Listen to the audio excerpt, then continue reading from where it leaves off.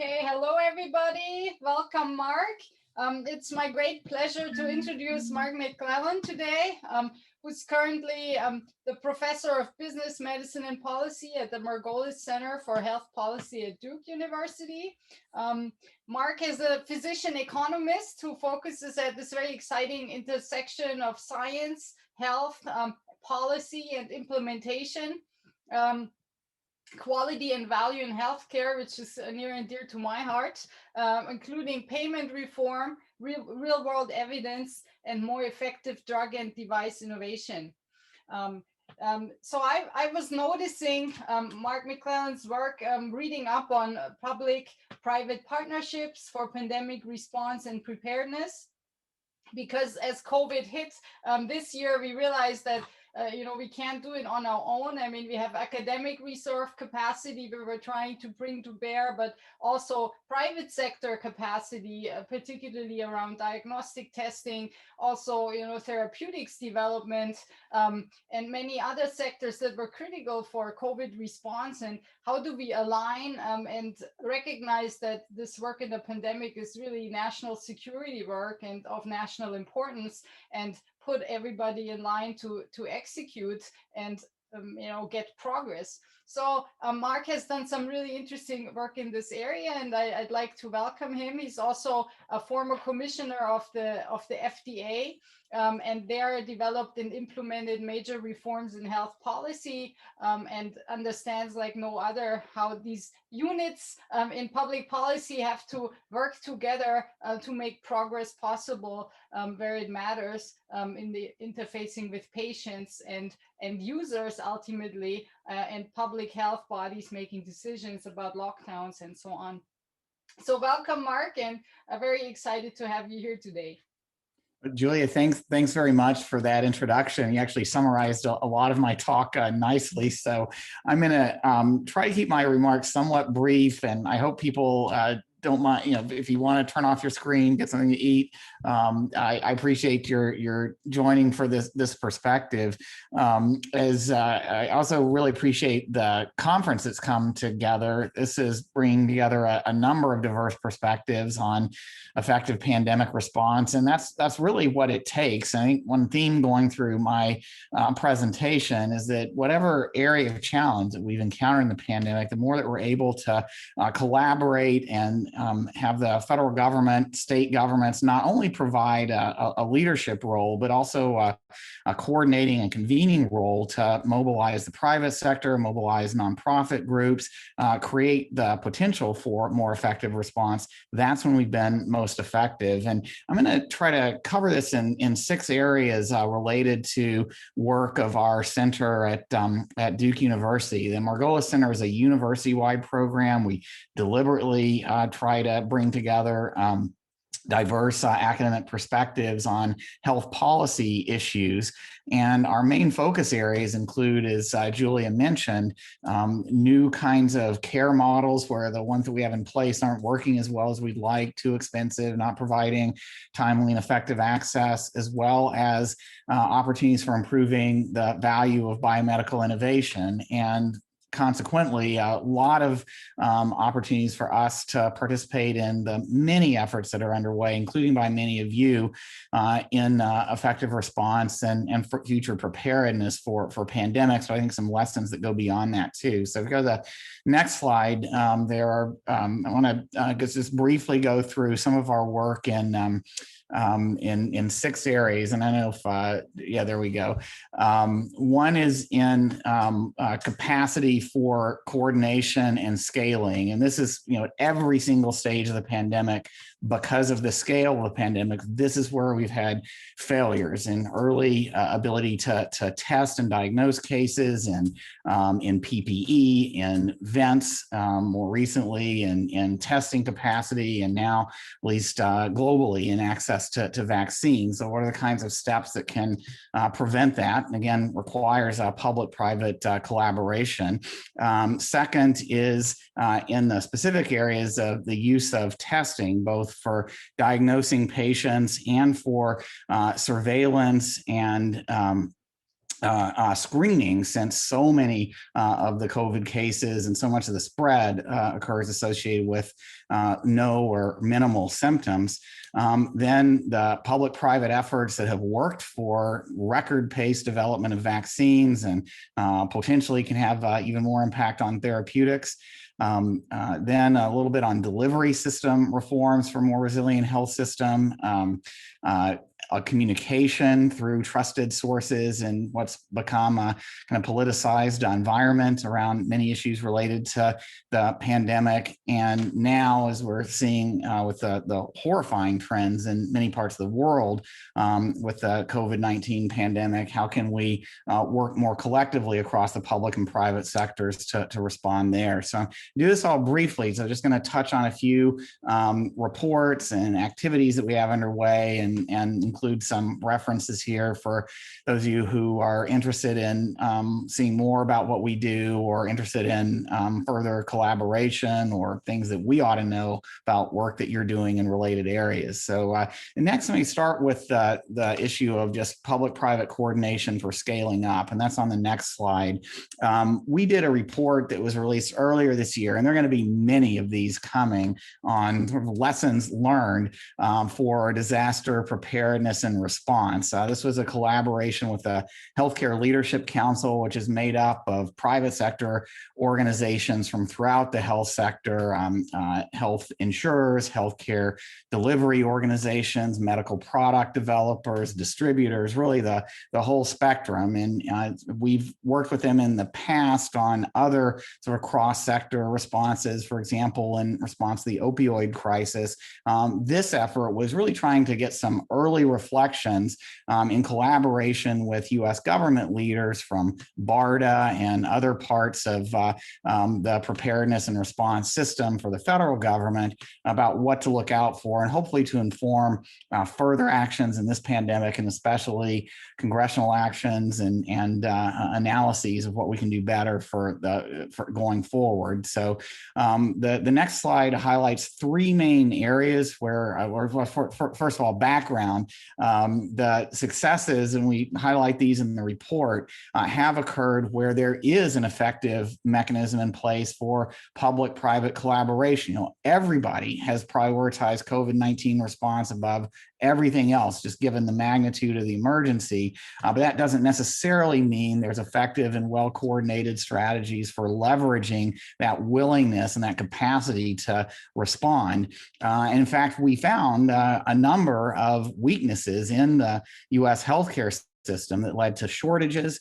Many of these resulted from fragmentation of information, no systems in place to reliably identify both what looming shortages were and how to address them, as well as sometimes not a clear regulatory pathway or federally supported framework for addressing pandemic response efforts. And give you a few examples of that as we go on. The next slide shows the three main areas of recommendation in the report. One around improving data and evidence generation. Most important was data that could enable effective responses and anticipation and prevention of shortages. So in many areas, there simply weren't mechanisms in place for enabling real-time analysis of emerging shortages in critical supply chains, whether it was ingredients or key materials for diagnostics or for mass production, and not a centralized response capacity in place to act on that information, to identify and organize potential suppliers. Remember, back last spring, there were a lot of organizations that wanted to help, but without a clear mechanism in place for prioritizing their actions. So the Defense Production Act and other federal authorities to help compel action, but you're limited by how much information is available. And that's not to say there wasn't a lot of advanced planning that went into being prepared for needed surges in medications, response materials, and even ventilators and hospital capacity. But the stockpiled models were not really aligned with what we ended up facing. And I think coming out of this will be hopefully a much better mechanism where competitors who normally don't share this kind of information because it's would violate antitrust concerns and the like will have, and certainly everyone in the private sector that was part of this group would like to have a mechanism for timely reporting of that proprietary information about supply chains and capacity to respond to a central federal government sort of air control capacity that could then help them better prioritize where to send supplies, where needed production should be increased, or a more effective and informed way of applying steps like Defense Production Act or additional manufacturing capacity. Innovative care delivery approaches I'm going to talk about in a few minutes, and I've just covered as well some of the issues around innovation and supply chain readiness. From the standpoint of supply chains, we're already seeing bipartisan congressional interest, not so much in, I think onshoring is kind of the wrong term, right shoring, or at least having redundant capacity, especially in the key materials that may be generic or commoditized products, where heading into the pandemic, we just had thin excess supply available. Think pipette tips, or now ingredients like biobags that are needed for manufacturing vaccines at a large scale. There are manufacturers involved in all of this. We had stockpiled some, but we didn't have those data systems in place to connect the relevant private sector manufacturers around the country and around the world. And we didn't have sort of a robust, warm capacity for rapidly scaling up many of these capabilities. And the report goes into some more specific recommendations on how to change all of that. And again, a lot of congressional interest in this area. Just a few more cross-cutting themes from the report. The next slide. One of those is around, as I've said, ability to convene decision makers from private sector organizations under the guidance and direction of the federal government in each of these areas of critical response: diagnostics, surge supplies, ventilators, production of capacity for therapeutics and vaccines. Have electronic systems that can share data in real time and can anticipate as a result of that and lead to coordinated responses to address those shortages. Going along with that is a need for clear roles and responsibilities for the right components of the federal government and the state and local governments that can tell where the needs are around the country to work together, clearly linked to those supply chain management approaches to coordinate an effective response across the public and private sectors. Going along with this, definitely needed some regulatory flexibility, and the slide describes some of the flexibilities that were put in place. But remember, this is normally information that businesses are not allowed to share with each other for anti-competitive reasons. It's different in a public health emergency, and where standards for how information should be shared and expectations about who is going to help with coordinating the response are all needed. The next slide I think highlights a few other cross-cutting themes. Obviously, equity issues and concerns about disparities are understandably front and center now based on the experience of the pandemic, and better data, better support systems across all of these areas: care redesign, innovation, supply chains could help prevent that in future public health emergencies.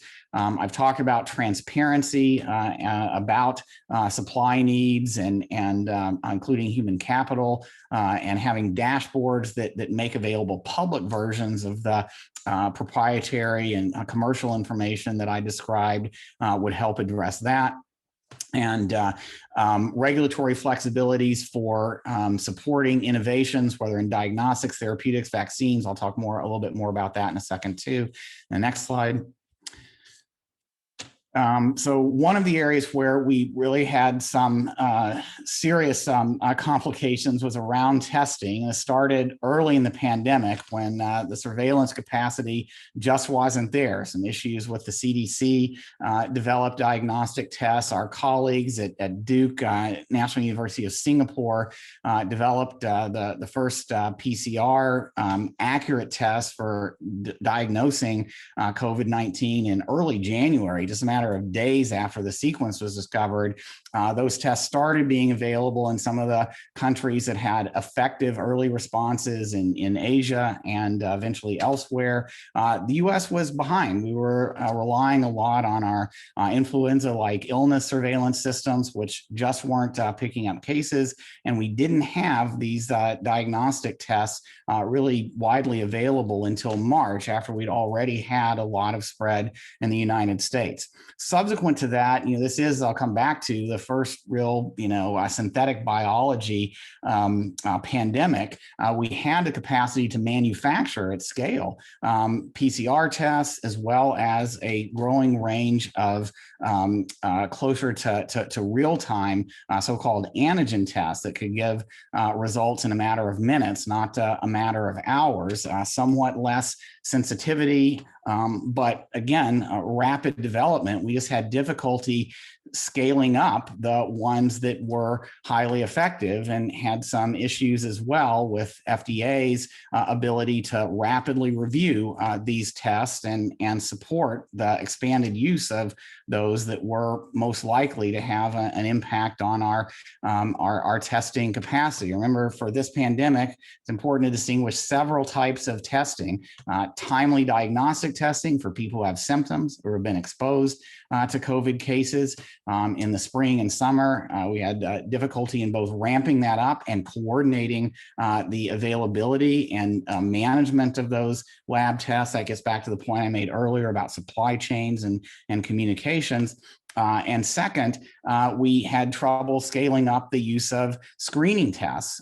So those are more widely available now, but not until, but months later than perhaps they could have been if there had been a concerted federal response around identifying the highest sensitivity, highest specificity tests from maybe a limited number of manufacturers, and then doing advanced purchase contracts for those diagnostic tests and screening tests at bigger scale. So it's sort of like what we did with vaccines that I'll get to in a minute. But that kind of larger scale purchasing system didn't really come into place. We didn't really catch up with the diagnostic and screening test needs until later on in the year, into the fall. And even now, the federal government's provided a lot of support for states for purchasing these tests, but only limited guidance about how exactly they should be used, especially as now we're in an era when vaccines are becoming more widespread. We're certainly not at a herd immunity level with a background case rate of over 50,000 cases per day. Still outbreaks occurring, including in nursing homes where most people have been vaccinated, that are leading to death. So still a need, especially in high-risk settings and maybe in additional settings as people try to go back more fully to congregate activities, events, and the like. Still an important role for testing, including home-based tests that people can do in 15 minutes and can potentially do repeatedly if they're in an area with a significant outbreak, but not yet kind of clear guidance and consistent best practices implemented for the use of those tests. So next slide. And we have a number of reports from the center that relate to that in collaboration with the Rockefeller Foundation and other academic experts around the country. Wanted to shift gears to therapeutics, where really have seen a different way of bringing especially vaccines to market in just unprecedented time. And it wasn't because the difficulty of developing and proving the safety and effectiveness of a vaccine got any easier. It's because we did a much better job of making a linear and uncertain process process more parallel or hyper parallel, with several steps taking place at once starting last spring. So this is a real, I think, success story, but one that we need to build further on. One part of that parallel process was very clear guidance from the FDA in collaboration with regulatory agencies around the world about what it would take to demonstrate that a vaccine was safe and effective. This was something done under FDA's emergency use authorization, which has been applied. It gives FDA flexibility in approving and authorizing new treatments for unmet medical needs. In the midst of a pandemic, FDA made very clear early on that its standards for a vaccine were going to be very different from its standards for emergency authorization for a treatment used for very ill patients who had essentially no treatments available in the hospital, high risk of death. This would be vaccines used on healthy people, millions and millions, billions and billions around the world, where something like, in fact, very close to, except for the duration of follow-up, the FDA standards for safety and effectiveness would be expected. So that was laid out early on. At the same time, in this middle lane on this chart, the federal government, working with the vaccine developers and academic research networks and other healthcare organizations around the country and around the world, set up a essentially platform trial capacity for testing the vaccines that have made it through preclinical and made it through phase 1 testing at large scale, kind of merging together phases 2, getting more evidence on effectiveness and the right dosing, in phase 3, larger scale studies, 30, 40,000 patients for multiple vaccines, set up, run, and completely executed in a matter of months in 2020. So it's a very fast way of getting very convincing evidence through large-scale randomized clinical trials that got out into the community, that collected appropriate safety data in a standardized way from diverse populations with extra representation of elderly individuals and broad representation across racial and ethnic groups, all set up and executed in a matter of months. That enabled getting to, as you know, the determinations about the safety and effectiveness of the vaccines, the conclusion of those trials, and then authorization through the FDA by later in the fall, just a matter of months after the vaccines had been initially developed and through preclinical testing and into these large-scale trials, really years shorter than any previous vaccine development program. And then in parallel to that, an advanced purchasing and manufacturing approach. So this isn't just the usual way of, let's see what the trials show and then estimate what demand's going to be. This was instead a population-based approach to purchasing vaccines, not fee-for-service, but large-scale purchases intended to cover the U.S. population, as it turns out, multiple times over, by taking multiple early bets on the most promising vaccines and starting large-scale manufacturing at the same time as the clinical trials were going on, limiting the time between the completion of the trials and when large-scale availability of vaccines occurred. So in many ways, a very successful project. I remember back, recently people said, well, why didn't the U.S. invest in even more vaccination capacity? Remember back last spring and summer, there were questions about why was the federal government spending billions of dollars on hundreds of millions of doses of multiple vaccines. We didn't know if they were going to work or not. I think in retrospect, maybe this should have been an even larger scale program. Also in retrospect, probably would have been helpful to take some of these same kinds of steps in terms of setting up fit for purpose clinical trial networks at scale and early manufacturing for some of the most promising therapeutics as well. We have one type of very effective therapeutic, and that's several treatments for patients who are hospitalized, but one very effective therapeutic for early stage high-risk COVID patients, and that's monoclonal antibodies. But even though that too is a product of synthetic biology, those treatments were first developed in the spring of 2020, it took some months for the clinical trials to accumulate enough patients. And even then, when the trials were reported out and showed significant effects, some concerns, understandable, I think, among many in the scientific community about whether those trials were really compelling enough. Would have been nice if we had been able to do larger scale trials faster. We certainly had no shortage of high-risk COVID patients who went on to a hospitalization who could have been part of those trials. So maybe a lesson to learn there about how we can do more trials early of therapeutics in future events. And I think there's an opportunity to do this better coming up soon as more oral antiviral early stage therapies go through preclinical testing and get to the stage of getting to market. We're now at a stage where if we don't have large-scale trials underway somewhere around the world, we can run into the same challenge there as we did with delays in getting definitive evidence on monoclonal antibodies. So next slide. And I'll just a few more points I want to make. One is around care delivery. So the big story this past year was rapid growth in telehealth and real financial challenges for healthcare organizations just when they needed to reform the way that they were delivering care because the shelter-in-place order resulted in a big decline in fee-for-service visits and big financial consequences for most healthcare organizations. The federal government stepped in with assistance, but especially for smaller practices, primary care practices, who we really needed to help patients understand what they could do to protect themselves and how to manage if they had symptoms, and especially as monoclonals came along, how they could get early stage treatment. Many of them were just struggling financially. In contrast, many of the healthcare organizations that had shifted away from fee-for-service is another area where our center does a lot of work into models like advanced accountable care organizations or direct contracting or so-called capitation models. Were doing much better last year. They, first of all, didn't have those financial hits to their systems. They could focus not on making ends meet, but on responding to the pandemic. Second, they had already invested, because of the way they were paid, in moving care upstream out of the hospital, a lot more telehealth. Kaiser was at 50% telehealth, I think, before the pandemic, went up to 80% plus during that second quarter last year. They'd already invested in longitudinal data systems, ways to track their highest risk patients, ways to set up home-based virtual care models that went way beyond just the usual telehealth. And the next slide shows what some of these organizations were doing.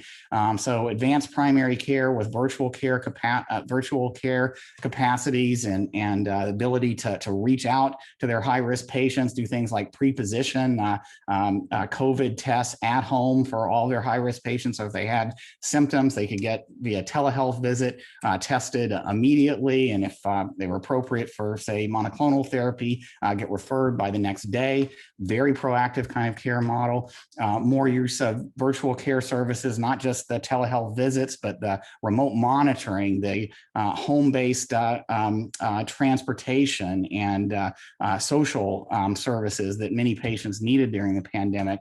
Had a way to address that, as well as the needs of more advanced patients, hospital at home, chemotherapy at home, dialysis at home, et cetera. So lots of steps that enable those organizations to respond better. I think a lesson hopefully we can learn from that is that, as many organizations are doing, providers working with payers to shift into these models now, which helps them continue things like their telehealth activities and their population health management, social service coordination activities, things that are not paid for well at all under fee-for-service, continue it not only now for getting through the pandemic, but for having a more resilient healthcare system going forward. And next slide. Just a minute on public-private partnerships for vaccines. You know, we've had an incredible amount of progress in vaccination in this country, with now over half of adults vaccinated. Our rates are coming down, though, for a combination of reasons. Some people who want to get vaccinated still are having trouble getting access, so the more convenient we can make it, the better. And many people still have unanswered questions and are unsure about getting vaccinated, especially as infection rates are coming down as the country continues to reopen. In this work, we've collaborated with an organization called the COVID Collaborative. It's also working with the Ad Council, many other groups around the country on improving access to vaccines by identifying best practices and supporting effective communications. I don't want to spend too much time on the recommendations, so just go through them quickly on the next few slides. The next one talks about finding ways for the public sector to work with private organizations. So again, it's been a hallmark of this pandemic. Lots of private organizations want to help, but organizing all of that so it's not just a kid's soccer game, but well designed is more challenging. The state of Washington, which is the home base for companies like Amazon and Starbucks and Microsoft, had lots of companies that wanted to help with their state response. They set up a single coordinator of the public-private response, where the first question was, where does the public sector most need help? And then serving as a clearinghouse, all of the private companies that wanted to assist with those efforts, kind of like a broker to make sure that the needs matched as efficiently as possible the offers of help. And so that's paid off in terms of things like a single vaccination scheduling app, more staff vaccination sites out in communities, and more engagement with employers around vaccination. The next slide. So augmenting the vaccinator workforce through healthcare workers. So this is not something the public health side, even with augmented staffing, can do alone. So finding ways to connect people to vaccines, finding ways to link, for example, through health plan collaborations with pharmacies and state health authorities, getting vaccines to patients who need them, doing better targeting. I think there's some more of that on the next slide. So with better data, remember the best data on vaccinations comes from the public health registries, the immunization registries, IIS registries.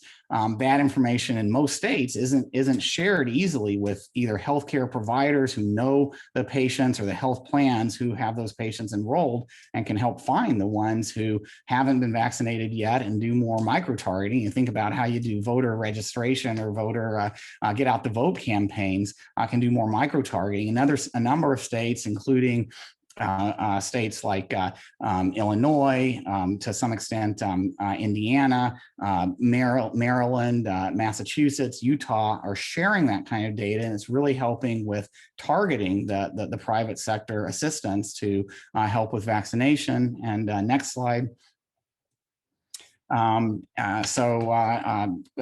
now I think we're in a phase where employers are really going to matter in terms of making it super easy for workers who want to get vaccinated to do so, with more availability of vaccines. There are a lot of best practices around how to engage employees and making it possible for them to get vaccinated at work or close to it, as well as steps that employers can take to help employees get more information. Employers are more trusted than the federal government. And better trusted than just about anybody except the healthcare professionals who serve individual patients. So an important role for them to play, and also going forward in how they reopen and the incentives and supports they provide for people who are vaccinated, as well as their customers in terms of expectations about vaccination status or negative testing status, for example, to participate in congregate events. And next slide. And I think I'll just end here on sort of the last, but probably the biggest issue around the need for public-private collaboration. That's with all the progress in the United States, progress that's happening in Israel, Europe, and elsewhere now, with more vaccines being available. We have a hugely inequitable distribution. Hard to read that chart, but basically it says that the vast majority of vaccines so far have gone to the very small minority of patients in the highest income countries. And we can change that. So as I mentioned before, the US has done a great job of supporting the development of safe and effective vaccines with 3 approved vaccines now, a couple more which may be available soon, all with hundreds of millions of doses available. Among the 3 approved vaccines right now, something like 70, 75 million excess doses today. That number is climbing every day with this discrepancy between the number of people who want to get vaccinated and the supply, even if we expand eligibility to kids 12 and over in the coming days. So that's a lot of vaccines that could be available. 2 other steps that could help with the rest of the world are more support for the COVAX efforts, which the US has been leading, and also more support for licensing agreements. This is a controversial issue right now. There's been a lot of calls for waiving patent rights, and I know that would something that's politically sensitive and maybe meaningful at a political level thing to do. But remember, as I've just talked about, the development and production of a vaccine involves an awful lot of know-how and an awful lot of supply chain management and an awful lot of effective distribution capacity, especially for the mRNA vaccines. And it is an end-to-end process that is challenging in many parts of the world. I'm on the J&J board right now, so I've been able to see some of the current challenges firsthand. Back the last time, or one recent time, we had a similar global crisis in terms of availability of effective medicines. Back in the early 2000s, we had developed great medications for AIDS that had become widely available in the United States, not universally, but widely. But in 2002, something like a total of 50,000 doses of these medications had been delivered to all of Africa. It's an untenable situation, one where similarly there were calls for patent exclusivity elimination and the like, and some of that happened. But what really changed the course of the epidemic in Africa and other hard-hit parts of the world was an approach like the one I've just described, one where the FDA supported and companies supported voluntary licensing, production at cost, including locally of needed medications, increased supply and availability, again, at nonprofit prices with distribution in Africa. That program, the President's Emergency Program for AIDS Relief, one of the most rewarding ones I worked on my entire time in government. I was at FDA when that was all happening, has led to more than a billion doses of vaccine, saved thousands and thousands of lives, and transformed that epidemic in Africa. It's that kind of moment again for the United States, working with the private sector, not to wait till we have to stand up lots of unproven and untested capacity, but to make available the millions of doses and the tens of millions of doses growing into hundreds of millions of doses of safe and effective vaccines that will be available over the next few months, billions of doses by the end of the year, making sure there's a pathway to getting those vaccines out to the countries that need it most in the days and weeks and months ahead. And then also sharing that know-how through the proven methods like the ones we used in PEPFAR to get a safe and effective manufacturing capacity with reliable supply chains set up for the rest of the world. And we have a couple of reports on this topic. It's very topical right now as well. So thank you all for the opportunity to join you and cover some of the steps that we're working on related to pandemic preparedness and response, and really appreciate, again, the opportunity to be with you today. Thank you so much. Excellent talk. You certainly haven't been idle through the pandemic. There's so many activity on so many fronts. So I'd like to open it up for questions, please. You can just unmute yourselves or you can put it in the chat.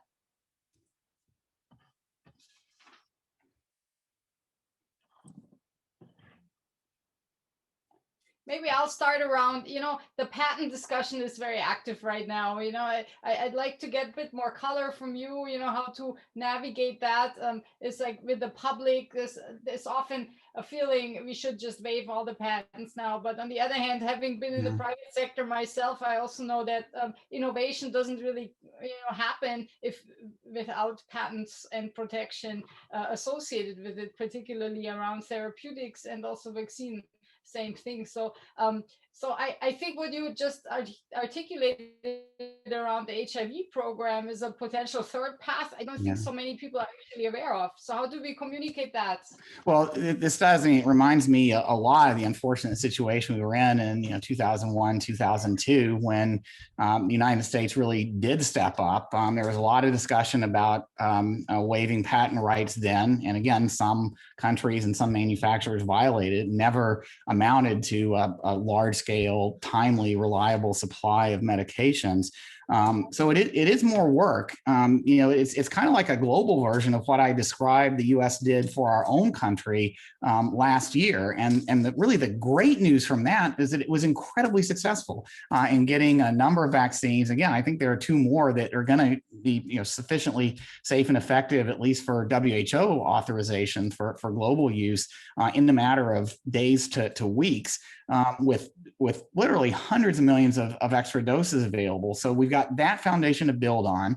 The manufacturers, especially if they get a clear signal from the US and other governments, I think would be able to build out even more capacity and expand their current manufacturing quickly. But it's just important to remember that this is a whole end-to-end process. And it's like I said, the thing that's notable about this pandemic is that every step of the way, there have been shortages at critical points in the supply chain. And that is happening right now for vaccines as well. So not only they're just waiving the patent rights, that doesn't transfer the know-how, it doesn't set up a manufacturing capacity that's been regulated and overseen by the FDA. And we've all seen how important that is, given the complexity of the manufacturing processes. There wouldn't even be reliable supplies available. The ingredients like the lipid particles or like the biobags that are needed for large-scale manufacturing need to be part of a coordinated effort too. And even that's not the end, because the vaccines still need to be distributed. The mRNA vaccines have been great in the United States. They're not so great if you don't have a distribution capacity for that ultra cold storage out to remote locations. It can be done. We did something similar with setting up distribution systems in sub-Saharan Africa and elsewhere in the world for AIDS medications. But it does require a concerted effort, and that's what I'd like to see happen again with the U.S. government and working with the companies that have manufactured vaccines here in the United States. The vaccines that Americans have, and the 2 others that may be authorized here, these are the safest, the most effective, the ones with the most evidence available anywhere on the planet. The vaccines that everybody else would like to have. This is a great opportunity for the U.S. to lead the world, but it is not so simple as just waiving patent rights. Thank you.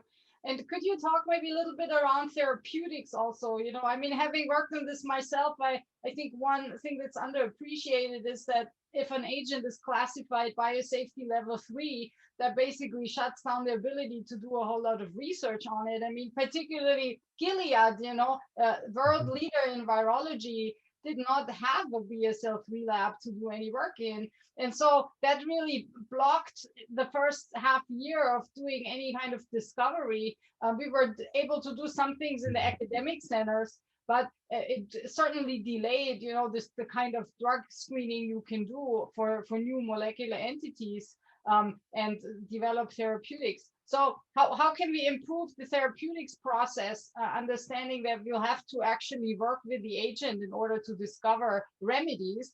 And then the second part of the question is, could we do more to, avoid generation of antibody therapeutics, which are currently the private sector focus? And, if you're a cynic, you say it's because you can charge $2,000 per dose for these things. They're globally not that helpful, right? Because they need cold storage and this very specialized medication. I mean, what we need is a cheap, orally bioavailable small molecule that we can use everywhere. And of all the avenues you showed for development, this is really the one that's most behind for some reason. And I mean, That's right. And, hopefully that will be changing in the months ahead. When a pandemic first starts, the first options are always the repurposed agents. There is now a NIH supported trial, part of the Active network. This is Active 6 that I think is doing the repurposed drugs the right way. It's a virtual distributed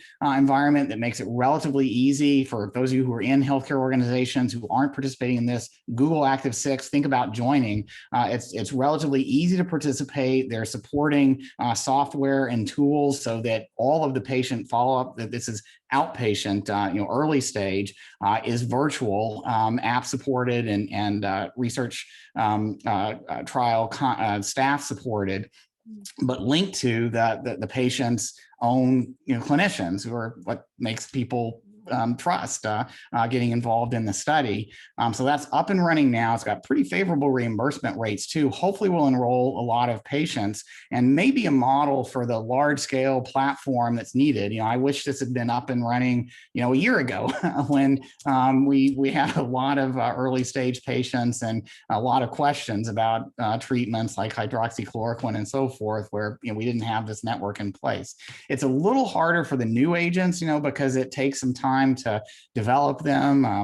There's some in process, and they're also, if it hasn't been on the market before, there are going to be more questions about safety, side effects, things like that require more intensive clinical study. But that's something that we were able to do for the vaccines. It was given to early stage patients. We had to do large scale studies to make sure they were safe enough. We don't have as many patients now, thankfully.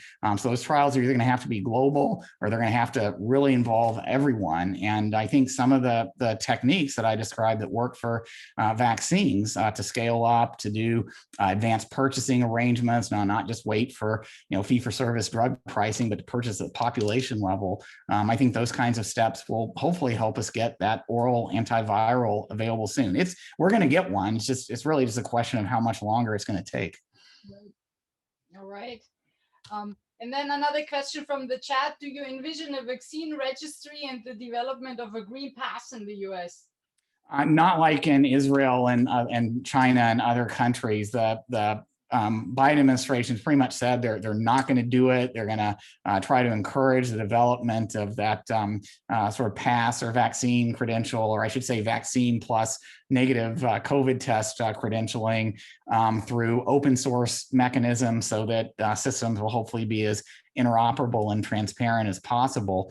And I don't see many states adopting it either. New York has a very limited version, but what New York's doing is basically saying, and some states are doing, saying, well, you can reopen more and you can reopen faster if you have some kind of mechanism like this in place for your business. Some states, again, the political division here are prohibiting that kind of approach, at least for now. This is an area where employers are going to have to step up, and we're right now working with a number of them who are trying to get the balance right here, not just what's the right technology, but what's the right way to introduce it and use it when there is some tension about how vaccine passes should be used. But I think going forward, it's going to be hard to get our vaccination numbers up a lot higher until we figure out ways to integrate this approach more into our reopening.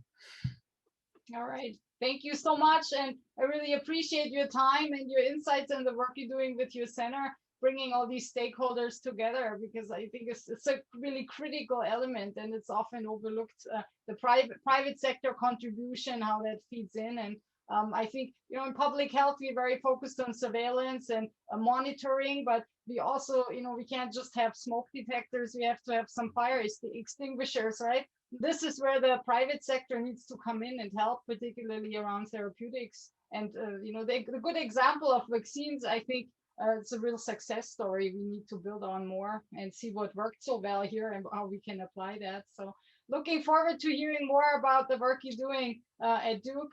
And thank you so much for joining. Great. Thank you all very much.